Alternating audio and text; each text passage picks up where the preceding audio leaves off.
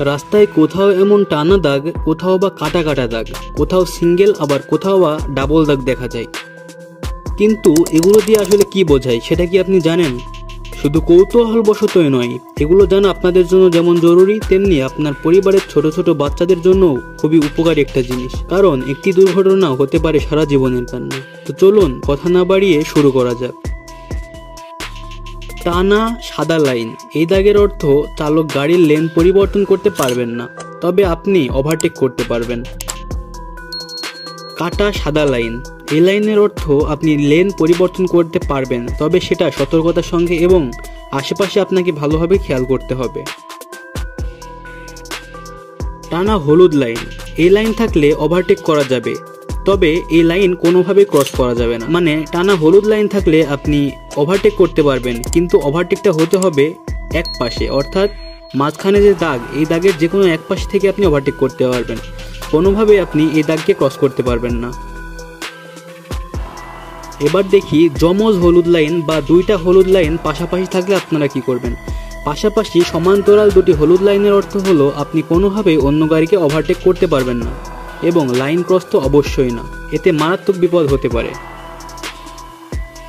হলুদ কাটা কাটা লাইন, এই ধরনের হলুদ লাইন থাকলে আপনি অন্য গাড়িকে পাস দিতে পারবেন বা অন্য গাড়িকে ওভারটেকও করতে পারবেন, তবে সবকিছু সাবধানতার সাথে করতে হবে।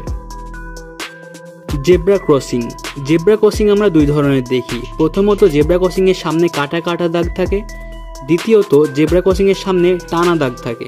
যদি জেব্রা ক্রসিং এর সামনে কাটা কাটা দাগ থাকে এবং জেব্রা ক্রসিং এর উপরে কোনো যাত্রী না থাকে, তাহলে আপনি নির্দ্বিধায় আপনার গতিতেই চলে যেতে পারবেন। যদি যাত্রী পা রাখে তাহলে আপনাকে গাড়ির গতি কমাতে হবে অথবা জায়গা ভেদে আপনাকে থামতে হবে। কিন্তু যদি টানা দাগ দেওয়া থাকে তাহলে আপনাকে অবশ্যই গতি কমাতে হবে, এবং জেব্রা ক্রসিং এর উপরে যদি কোনো যাত্রী বা পথচারী থাকে তাহলে আপনাকে গাড়ি সম্পূর্ণ থামাতে হবে।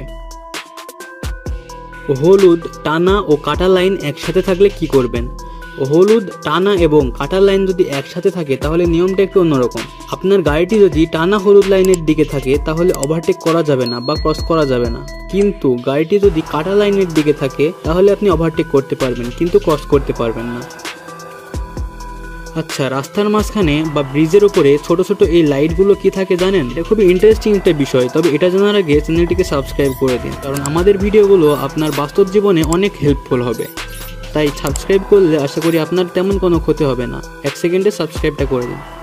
রাস্তার মাঝখানে লাইটের মতো এগুলো লাইট না, তবে রাত্রিবেলায় যখন অন্ধকার থাকে তখন এগুলো জ্বলে ওঠে, অর্থাৎ কোনো অন্ধকারে বা বাঁকা জায়গায় বা কোনো ব্রিজে রাত্রিবেলা চলাচলের সময় এইগুলোতে আলো জ্বলে, ফলে দূর থেকে আসা কোনো গাড়ি সহজেই তার লাইন বুঝতে পারে এবং দুর্ঘটনা থেকে রক্ষা। আচ্ছা, আপনি কি জানেন ফুটপাতে এই হলুদ লাইনের টাইলস লাগানো কেন থাকে? এটি সাধারণত দৃষ্টি প্রতিবন্ধীদের জন্য করা হয়।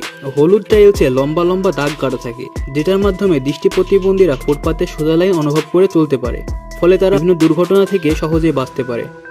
ভিডিওটি উপকারী মনে হলে আপনার পরিচিত যারা মোটরসাইকেল বা বিভিন্ন যানবাহন চালায় তাদের সাথে শেয়ার করতে পারে। চ্যানেলটিকে সাবস্ক্রাইব করতে ভুলবেন না। নিরাপদে চলাচল করুন, সুস্থ থাকুন, ভালো থাকুন।